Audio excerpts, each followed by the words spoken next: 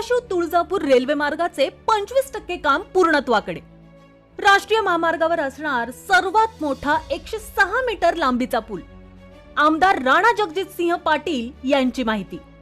ठाकरे सरकारने राज्याच्या हिश्श्याचा वाटा न दिल्यामुळे रखडलेल्या धाराशिव तुळजापूर सोलापूर रेल्वे महामार्गाच्या कामाला आता मोठी गती आली आहे।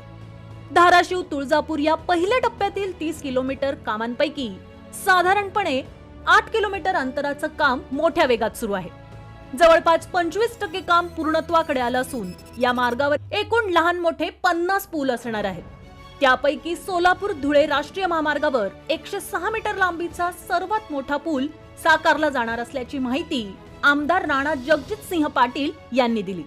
धाराशिव तुळजापूर सोलापूर रेल्वे महामार्गाच्या पहिल्या टप्प्यातील 25% काम पूर्णत्वाच्या दिशेने आलंय।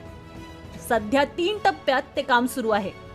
त्यानुसार खोदकाम, भराव आणि पुलांच्या कामांना हाती घेण्यात आलंय।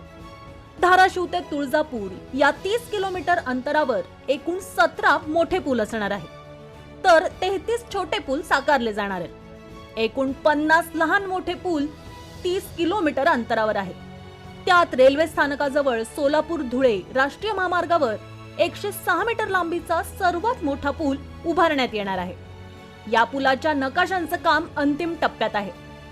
पहिल्या टप्प्यातील 30 किलोमीटरच्या ब्रॉडगेज रेल्वे मार्गासाठी 544 कोटी रुपयांचा निधी खर्च केला जाणार आहे। या मार्गातील अन्य पुलांच्या कामांना डिसेंबर महिन्याच्या पहिल्या आठवड्यातच हाती घेतलं जाणार असल्याचंही आमदार राणा जगजितसिंह पाटील यांनी सांगितलं।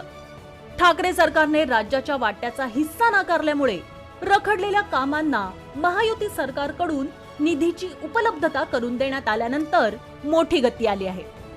उपळा ते सांजा आणि पुढे पळसवाडी पर्यंत साधारणपणे 8 किलोमीटर पेक्षा अधिक अंतराचं खोदकाम आणि भरावाचं काम पूर्णत्वाच्या टप्प्यात आलं आहे।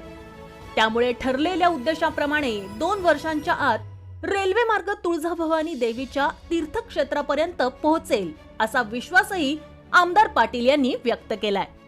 सर्व प्रकारचे अपडेट मिळवण्यासाठी MD लाईव्ह मराठी चॅनलला सबस्क्राइब करा।